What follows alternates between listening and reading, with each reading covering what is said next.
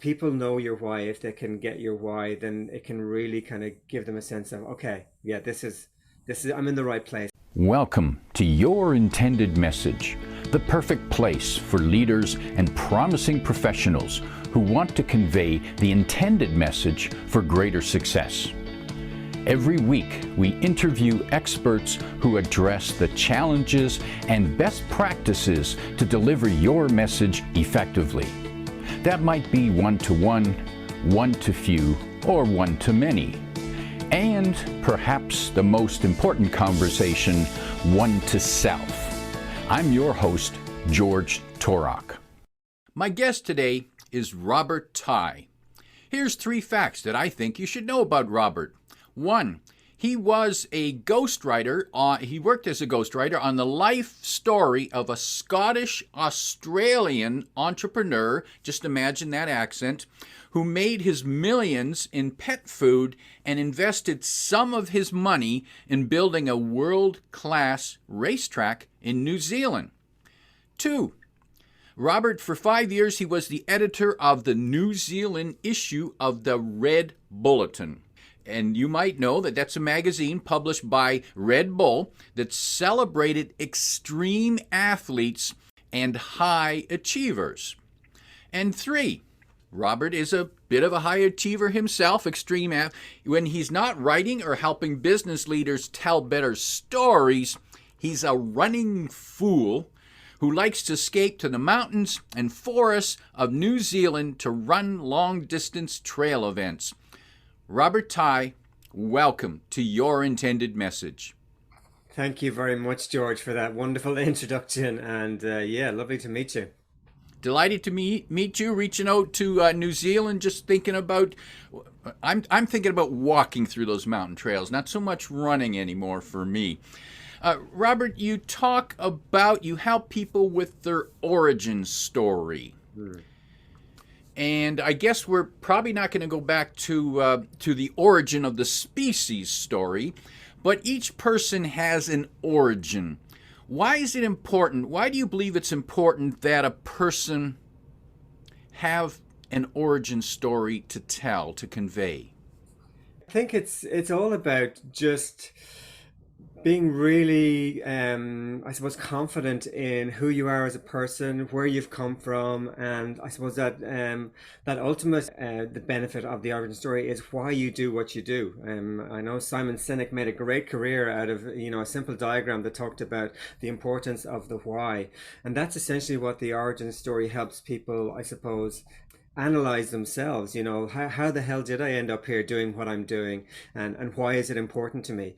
Because I'm convinced that we all have stories in our past. We have key turning points along the way, along our life journey and our career journey, that will really, I suppose, help make sense of what we do and why we do it. And that's essentially what the origin story is all about. It's really helping people reflect on their past to get a better understanding of who they are, with a view to creating, I think, a more purposeful future that really, captures their passion for what they do. And so you're suggesting that if people look at their past, they'll understand their future better? Or are you saying if they look at their past, they'll think, well, I don't want to do that again, better change? Well, either or, yeah, that's a really good point, George. Absolutely, either or. I think certainly for me, the process that I went through in kind of stumbling across this origin story process, it really helped reinforce the fact that I loved what I did. I loved being a journalist. I loved interviewing extreme athletes, as you mentioned with Red Bull. I loved kind of unpicking their story and finding out, well, how the hell did you end up doing quadruple backflips on a BMX, and why do you get such a buzz out of it? And working with that entrepreneur we mentioned in the introduction, a guy called Tony Quinn, who built a racetrack in the middle of nowhere. What motivated you to do that? And I ended up writing Tony's life story, I ended up writing his book. And that was really the impetus for the origin story process that I do now with business leaders, because I figured that if I could write a book for an entrepreneur, then I could do a distilled version that did kind of the same job. It was almost like, reflecting on your life to just get more clarity on it, And as you say, that can lead 2 ways, right? I mean, life is all about decisions and turning points. With the origin story process, you may go through it and you realize, well, I'm exactly where I want to be. I'm exactly where I need to be in my life. And for my next trick, for my next 5 or 10 years, I'm just going to keep doing what I'm doing. I'm going in the right direction. Or, as you said, it may be a real wake up call for some people to go, actually, I've veered right off course here. Maybe, maybe I'm not doing what I'm meant to be doing. So yeah, that's a really good point that you make. It can go either way, right? Robert, you brought up Simon Sinek and the power of why. I'm wondering how important is why in discerning one's origin story? Yeah, I think it's really important. I think it's really key because I think the best businesses have a really authentic why behind, what they do. And listen, I know there'll be some skeptics out there who feel that, I sell widgets and I make really good widgets and I sell them for a lot of money and I don't really care about my why. And that's fine too. I totally understand that perspective. But I think more so now than ever before, we're all in the people business. We're all kind of that it's that horrible cliche, people buy from people. But if they don't know about you as a person, then it's really hard for them to trust you. It's really hard for them to get a sense of why you or your company or your product or your service is the right person to help them solve their problem. And I think if you can demonstrate an authentic why, and the origin story isn't about making up a story here. I think that it's probably good to get that across. But if you can get across your why in a very real and authentic manner, I think it just really helps you stand out from the crowd of other people in your space, in your industry, in your sector, whatever it might be. And it's particularly important, I should add, George, if you're in any kind of business where you're selling your expertise, right? Where you're in that kind of people to people type business, because if people know your why, if they can get your why, then it can really kind of give them a sense of, okay, yeah, this is I'm in the right place here. This is the right person to help me solve my problem. And I'm guessing that the even though you're calling it the origin story, it's Yeah. more of a journey story. Yeah, absolutely. Absolutely. Yeah, no, I mean, it is. It's about identifying those kind of key moments, not only in the very early days in your origin, as you put it, the origins of your kind of where you come from, etc. But it's also about the stories that change you. It's about the key decisions you make along the way. I think we've all, some of us go through it at different stages of our lives, but our 20s and our 30s are generally times when we kind of decide on our career path, right? And that's can be quite often a monumental decision. If I turn left, I go down this road. If I turn right, I go down another road. So I think I call it origin stories, but as you say, it's all about the journey that we make to get to where we are now. I described three kind of different stages I use to help people kind of really hone in on the stories that they need to tell, because it can be quite hard, I think, to put somebody on the spot and go, tell me a story about innovation, or tell me a story about a time when you were creative. And people go, oh, I don't know. The three stages that I kind of point people to are the stories that shape you, the stories that change you, and the stories that define you. Now, the stories that shape you are those early years in your life, from, when you were born up to maybe the age of 18, when so much important stuff happens. It might be a story about where you're from, or what your parents did for a living, or your first mentor or leader, or, your first job may be a pointer to, what you do now. For some people, some people discover really early on what they're passionate about, right? And a lot of us don't. But those early years, the stories that shape you, I think, are a really good starting point to to unpack some of what motivates you. The second stage, the stories that change you, again, I've touched on that already. It's that kind of time in your 20s and your 30s when you have to make some really kind of big decisions about, how you're going to earn a living, and how you're going to, get by, I suppose. And then the third stage is, I suppose, really hones in on what you do now and the stories that define you as a leader, or as what, in terms of the role and the job you do. What are the stories in your career that really, I suppose, exemplify who you are and what you're all about? So by doing that, it just makes it easier for people to really hone in on three or four key stories that they can unpack and really dig deep into. And how might people use those stories as part of their own personal growth, their career development, their business growth? Where do they fit in? Yeah, I mean, as somebody who works in presentation space, George, obviously, I think I hope you will agree that people who use stories in presentations, usually are much more effective at connecting with their audience. So that's an obvious starting point. If you've got two or three stories that really an emotional meaning for you, but also more importantly relate back to what you do now. I think that's the key. Story selection is one of the most important parts of this process. That you've got to try and identify stories that in some shape or form relate back to what you do now.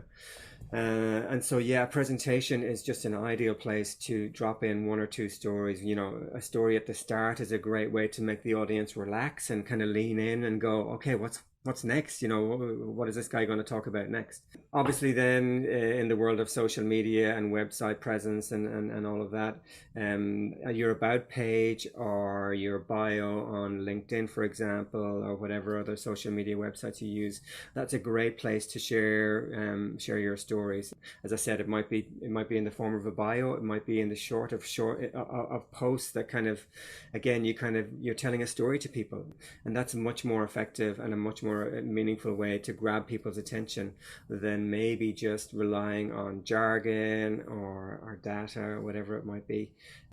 So there's that. That's another way of using your stories. That can be used to explain your elevator pitch in a much more kind of succinct way and a much more kind of meaningful way. I think a lot of us, when we're asked that question, so what do you do? We resort to using our job title, or our answer will usually be different every time. But I think by getting clear on your origin story and why you do what you do and who you help, you can develop a really strong elevator pitch by kind of unpacking your story. Okay, Robert, so you've got us in suspense. What's your story? What's your elevator pitch? What do you do? Yeah, I help business leaders reflect on their past to create a more purposeful future. That's my tagline at the moment. That's how I describe what I do. Essentially, though, what I've done for, I've worked as a journalist for 20 years, and it's in the last kind of 4 or 5 years that I started working with entrepreneurs and business people. Essentially, kind of what I've been passionate about for the last, 20 years has been telling better stories. I absolutely love, for me, it's a privilege. It was a privilege as a journalist to sit down with, elite athletes and successful, I used to talk to musicians and artists and entrepreneurs, and it's such a privilege to sit down across from somebody and have the license to ask them questions about how did you end up here? What is the journey you've been on? And then to translate that into a story to hopefully inspire other people, or give people some clues as to how the most successful people achieve what they achieve. So yeah, my origin story, it goes way back. I mean, I've as a young fella growing up in Ireland, I was obsessed with sport. I loved reading about the players that I watched on TV. I wanted to know who they were and where they came from.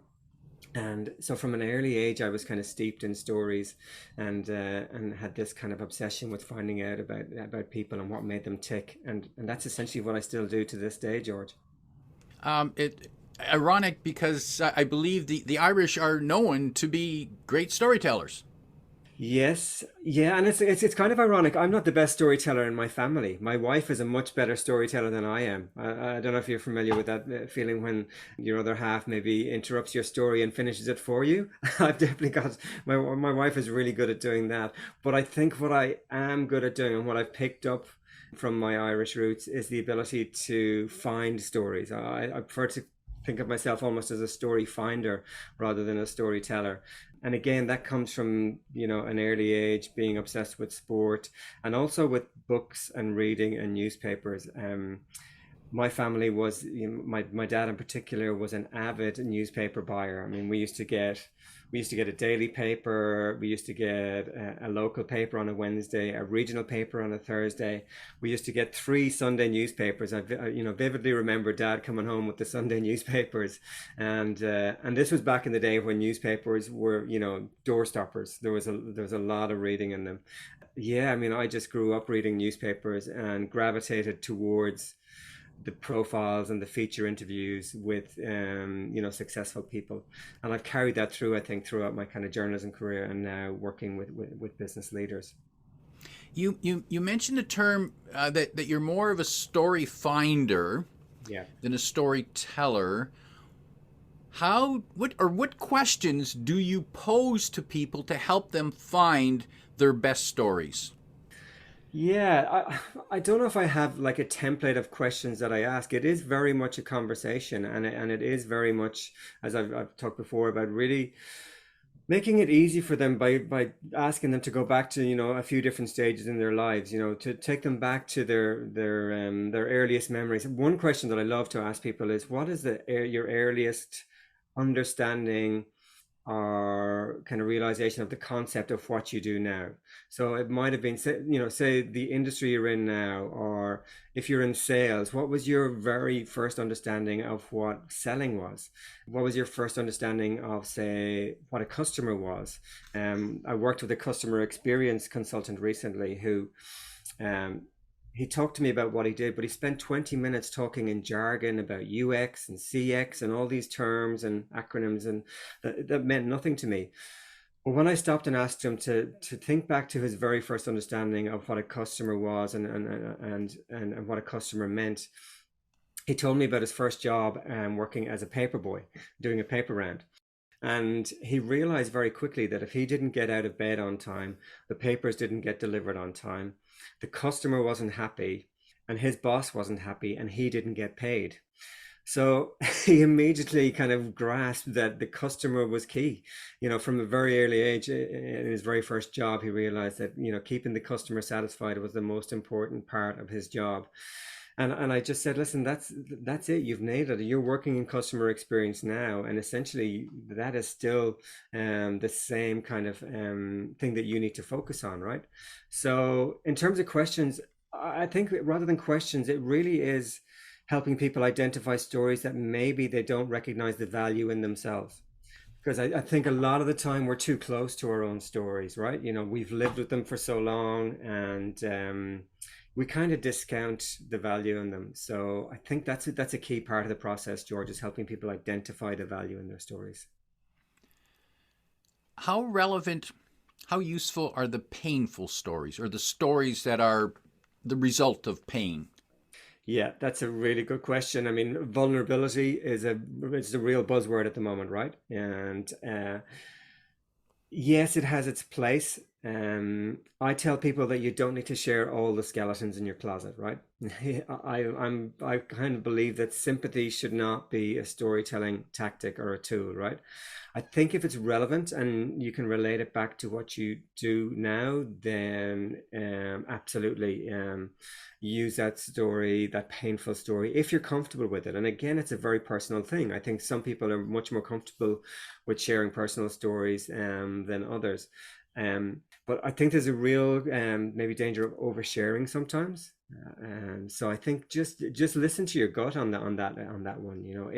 If you've got a painful story that you learned a really, really valuable lesson from, and that has had a major impact on your career, then absolutely go for it. But as I said, it's a real personal thing, and I never kind of force people to say, "Hey, you know, let's go with that story because it's just gonna, it's gonna get sympathy and it's gonna really go viral. It's gonna attract a lot of likes and comments and stuff." I don't believe in that. I think you've got to be authentic to yourself, and you've got to be true to yourself. Robert, when you help people find and develop and convey their stories, do you find that, and maybe it's not an either or, but Yeah. do you find that it's more about their own personal understanding of themselves, or is it for them to help them convey their message to other people? Yeah, again, really good question, George. And again, I think it's a bit of both, right? There's definitely a sense with the people that I work with. When I started doing this, I originally kind of perceived it as a content marketing kind of exercise for people to, get stories out of their head and to use those stories to create content to connect with people. And it can do that, but it's also kind of evolved and developed into a personal development type tool for leaders to use as part of their toolkit. I've facilitated workshops for groups of leaders where I encourage them to share stories with each other about their own journey to leadership roles. And the comments that come back are that they never realized how much they had in common with everybody else on their leadership team, because so often it's really hard to get past the professional mask that we all wear, right? But by sharing stories with each other of the journey we've been on, they found out they had so much in common, and that's a really powerful thing. And then outside of the leadership group, then they can also use those stories to connect more with their team. If they can tell their team a story about when they were starting out in their career, when they were struggling with what their team might be struggling now, it's a much more effective way of connecting with them, right? But yeah, it's also the process is I've had some people describe it as cathartic. That sense of wow, that's a relief to get that out of my head, because so many of us are so busy, and we've got the blinkers on, and we're just full tilt kind of working on our career and trying to get ahead, that we actually don't take time to reflect on our past. And so that's one of the most kind of, I suppose, meaningful things for me about the process, Georgia, is the fact that people get that kind of sense of, wow, it's great to get that out of my head. And I can see the value in stories as in team building, Yeah. especially when the leader reveals stories about themselves so that the team can better understand the person and see how, gee, he's not that different from me after all. They went through some of the same issues that I'm having now. Yeah, absolutely. Yeah, that's a really good point. I think we make the mistake of thinking that people don't want to hear our stories, but just stories are so powerful, and for exactly that reason, that we can identify ourselves in them. I mean, there's a big trend. It's probably a mantra in marketing that the customer should always be the hero of your story, right?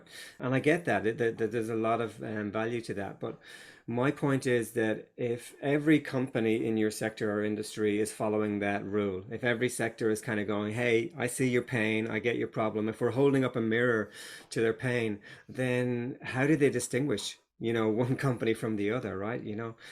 For me, that holding up the mirror to the customer is a really powerful tool, but I also think you need to shine the spotlight on yourself as well and go, hey, yeah, this is me, this is who I am, and this is the journey that I've been on, and this is how it relates to what I do. So yeah, the spotlight and the mirror approach, I think, are really important. And it's funny when you mention that. I recall when I was in my 30s, Mm. going through a job interview, and I didn't realize I was doing it. Partway through the interview, one of the people that was interviewing me says, "Oh, well, I can see you like telling stories." And I looked up and I went, "Oh, really? I do? Oh, I guess I do." Yeah. And Where did so that come from? Where did that come from, George, do you think? where did I my storytelling come from? Yeah, where do you think? That's well, I've always liked stories. I've always been a reader, Yeah. and yes, and I started reading the newspaper when I was before I was a teenager. When I was, I don't know, 11 or 12, I remember in the Yeah. morning getting up and I'd read the newspaper, and I didn't read every page, but Yeah. I liked reading it, and and I loved going to the library. And I just enjoyed the stories, and they're just pure enjoyment. Yeah. Yeah. And it's funny that later that I then use that to explain things to other people by finding a story. Yeah. The name of your podcast, Your Intended Message. I'm intrigued by that as well. I mean, do you find that a lot of people are unintentional in the way they communicate, or don't realize how they're communicating or how their message is being perceived.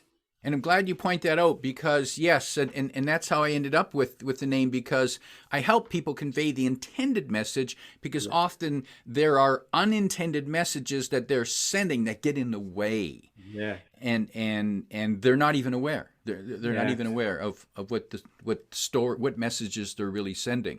Yeah, I mean, I tell people that you can't control what other people say about you, but you can control the message that you're putting out there, and that's really, really important. I think that by putting out stories, you're really giving people a much clearer picture of who you are.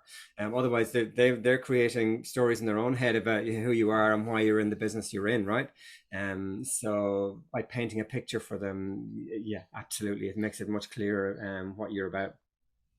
Robert, you talked about stories from your early years, from your 20s, and I noticed that in your 20s you did some backpacking around Australia. You worked on a fishing trawler. You Yeah. must have some tremendous stories from that experience. Well, it's funny. My twenties, I describe my twenties as my lost years. I had some great times. I went to Australia for a year, and I did some crazy jobs. I worked on a prawn trawler, as you said. I picked tomatoes. I picked bananas. I did all sorts of things. But in my twenties, I was searching for what I wanted to do with my life. I as a teenager, I set my sights on becoming a journalism. Sorry, set my sights on becoming a journalist. But I lost sight of that when I went to university. I got distracted by cigarettes and alcohol and partying, and I came to associate writing with exams and stuff like that. And I kind of got put off or distracted by the idea of being a writer. So I spent my 20s really searching. I worked in recruitment, I worked in sales, I worked in advertising for a while, did lots of different jobs. And it was only in my late 20s that I finally had the courage and the guts to go, no, I did exactly what I do with clients now. I reflected on what I was interested in as a teenager, and I kind of remembered my dreams of being a journalist, and so I quit a job as a recruitment consultant, and I started at the very beginning. I started with my local newspaper as a sports reporter, and I'm so glad I did that. It was such a major turning point for me. If I hadn't made that decision and it was a tough decision. I was in my late 20s, and it wasn't easy, but it was a decision that kind of changed everything after that. There was kind of, I consider the before and after of kind of that decision. And so it's really powerful taking time to reflect on what am I passionate about? What do I really want to do? Mm. And Robert, if people are interested to learn more about your service to help them with their origin stories, the best way for them to find you is at your website, and the website is? Yeah, it's roberttighe.com. So Tighe spelled Tighe. So roberttighe.com. But yeah, I've also got a worksheet that I'm happy to send you a link to, George, that if you want to share with listeners, that will take them through, as I said, just an introduction to those three different stages: the stories that shape you, the stories that change you, and the stories that define you. If people want to have a look at that worksheet and they get started on telling their origin story, I'm more than happy for them to reach out to me as well, and ask me any questions about the process, because as I say, I'm just really, I feel it's a real privilege to help people unpack their origin story, and I'd love to help. Mm. You can find those links in the description below, both to Robert's site at roberttighe.com, and Tighe is Tighe. If you didn't know how to say it right, you would probably say Tighe, Correct. tighe.com, and you can also find the link to the worksheet to help you get started with your origin story. Robert, if you could give one, two, or three pieces of advice to a business leader to help them and to encourage them to tell their stories more often, more effectively, what might that be? Mm. Think I think they've just got to get over the fear factor is probably the main thing. I think most of us are really, afraid of sharing personal stories. We're afraid of what people might think. But I think you'll be amazed at the reaction you get if you do start sharing personal stories. That's the first piece of advice. The second piece of advice is it doesn't have to be an epic story. It doesn't have to be a hero's journey. There's a lot of frameworks out there around storytelling that I think overcomplicate it. As I said, take time to reflect on the stories that have had the most impact on your career, and start telling those. And again, as I said, I think you'll be amazed at the reaction you get. And finally, I think don't stress if the stories don't come immediately. I think by opening yourself to the awareness of kind of the power of stories, you'll find them popping into your head at random times. You'll remember a moment from your teenage years or your 20s, or something will pop into your head, and just be ready to grab them when they do pop into your head, because there's real power in stories, and there's real power in our origin stories. Mm-hmm. Robert, that raises an interesting question. Do you suggest that people keep a story journal? Yeah, I'd like to say that I'm diligent about keeping a story journal. I do try. I do a daily journaling practice, and I've started to do a daily journaling practice where I jot down any stories that spring to mind. It's helpful if you're that type of person. Have a notebook beside your bed and jot down stories during the day. There's a great book by a guy called Matthew Dix, I think his name is, and it's called Storyworthy. Now, he's an award-winning storyteller, so he's not business storytelling as such. He enters competitions like the Moth. There's a website called the Moth. I don't know if you've come across it, which is basically storytelling, and a platform for people to share stories from their lives. And this guy has won multiple awards for his storytelling, and he absolutely recommends that every day, at the end of the day, you write a few notes about something you heard that day, or a story that springs to mind, or a story that popped into your head. And I think if you do that, you'll be amazed. I mean, people tell me all the time, I don't have any stories to tell. But by opening yourself to, giving yourself time to reflect, first of all, and then becoming aware of stories as they pop into your head, I think you'll build up a library really, really quickly, and be amazed at the benefits that storytelling can have on you as a leader. My guest today is Robert Tighe, reminding you to find your stories and share your stories. If you like what you heard, remember to like, comment, and share this podcast.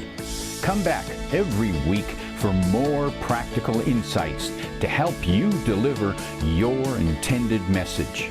I'm your host, George Torok.